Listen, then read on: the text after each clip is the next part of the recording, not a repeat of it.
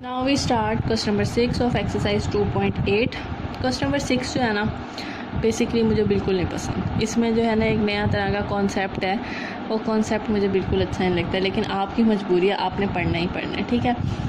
तो मैं आपको कॉन्सेप्ट तो है समझा तो देती हूँ, लेकिन अगर फिर भी आपको कोई प्रॉब्लम होती है लेकिन तो आपने इस क्वेश्चन को छोड़ना नहीं है। आप वैसे भी बहुत ही एक्सपर्ट हैं याद करने में, तो आप बेशक इसे याद कर लिएगा इक्वेशन को, लेकिन फिर भी आपको कॉन्सेप्ट समझ आ ही जाएगा, इतना भी मुश्किल नहीं है।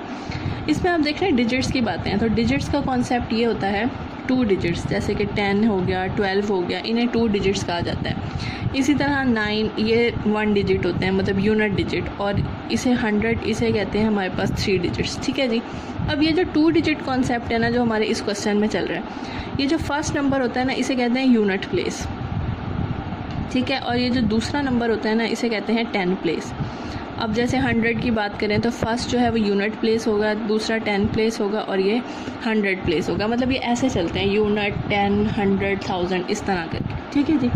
अब वो कहते हैं आपके पास जो है ना वो 2 डिजिट्स हैं, और वो 2 डिजिट्स ना हमें पता नहीं है कौन से हैं। तो अब जब हमें पता नहीं है तो अब हम क्या करें इसमें, तो वहाँ पे हम कहते हैं लेट का प्रोसीजर, ठीक है। फर्स्ट ऑफ ऑल तो हम इसमें लिखेंगे, पहले हम वेरिएबल डिसाइड कर लेते हैं कि लेट यूनिट डिजिट को हम रिप्रेजेंट करेंगे x के साथ और 10 डिजिट को हम रिप्रेजेंट करेंगे y के साथ, ठीक है जी।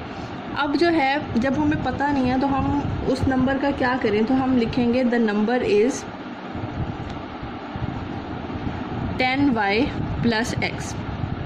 अब हमने ऐसे क्यों लिखा है, अब हमने लिखने होते हैं दो डिजिट, तो 2 डिजिट हमें पता नहीं है, तो एक को हमने यूनिट प्लेस कह दिया, एक को हमने 10 प्लेस कह दिया, और 10 प्लेस के साथ 10 आता है, और प्लस का साइन हमने इसलिए लगाया क्योंकि जब भी कोई चीज़ कंबाइन करनी होती है ना तो उसके दरमियान प्लस करते हैं। तो इस तरह हम डिजिट्स को रिप्रेजेंट करते होते हैं। अगर आपके पास 100 मतलब 3 डिजिट्स की बात होती तो आप इसके आगे 100z लिखना पड़ता आपको, मतलब 3 डिजिट्स को ऐसे रिप्रेजेंट करते, ठीक है जी। आप चलते हैं स्टेटमेंट की तरफ। The sum of the square of 2 digits of a positive integral number is, वो नंबर के ना 2 डिजिट्स हैं, तो हमने कह दिया x और y, उनका सम भी है और उनका स्क्वायर भी है, सम भी है स्क्वायर भी है, और इज़ मतलब इक्वल हैं वो 65 के। ये आपका फर्स्ट पार्ट बन गया। सेकेंड पार्ट है जी, वो कहते हैं द नंबर इज़, ये है नंबर, ठीक है। द नंबर इज़ की जगह इक्वल, तो हम पहले लिख लेते हैं ये हमारा नंबर है, इसकी जगह इक्वल आ गया 9 टाइम्स, मतलब 9 जो है वो मल्टीप्लाई हो रहा है सम ऑफ इट्स डिजिट्स के साथ, तो ये 2 डिजिट्स हैं तो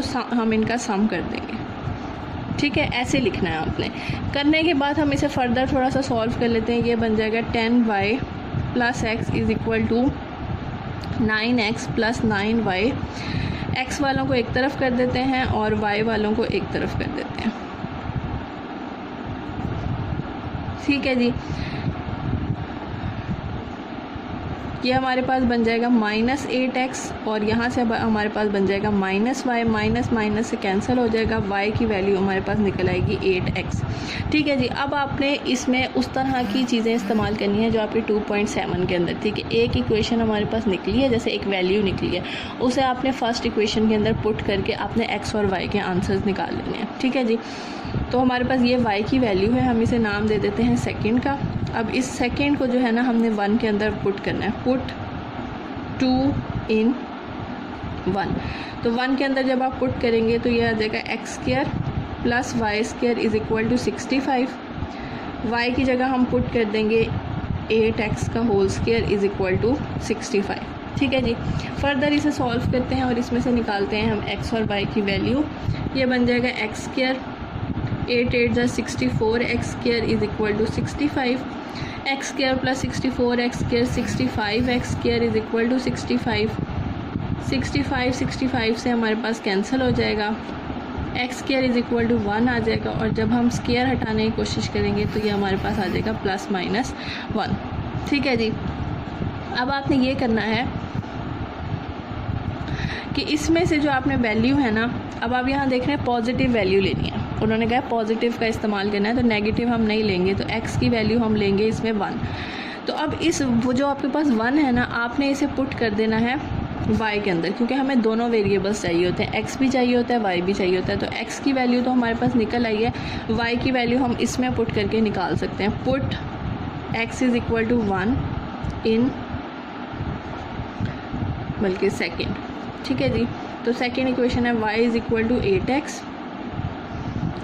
तो ये हमारे पास निकल आएगा जी 1, तो y की वैल्यू निकल आएगी 8, ठीक है जी। अब उन्होंने कहा है कि हमने वो नंबर बताना है। अब वो नंबर आपके पास है, हम 2 डिजिट्स कॉन्सेप्ट चल रहे हैं, तो हमारे पास जो है ना ये 2 नंबर निकल आए हैं 8 और 1, तो हम उसे इस तरह रिप्रेजेंट करेंगे, क्योंकि आप ये देखें 10th प्लेस पे जो है ना हमारे पास y है और x प्लेस पे हमारे पास 1 है। तो आपने इन्हें सम नहीं करना है, क्योंकि मैंने आपको बताया था कि सम हम इसलिए रिप्रेजेंट कर रहे हैं ताकि जो है ना हम उन्हें कंबाइन करके लिख सकें। तो 10th प्लेस पहले आएगी और हमारे पास यूनिट प्लेस बाद में आएगी, तो हम कहेंगे द नंबर इज़, हमारा जो नंबर निकला है ना वो निकला है 81, ठीक है। ये हमारी 10th प्लेस की जगह है और ये हमारी यूनिट प्लेस की जगह है, तो the number is 81, okay ji.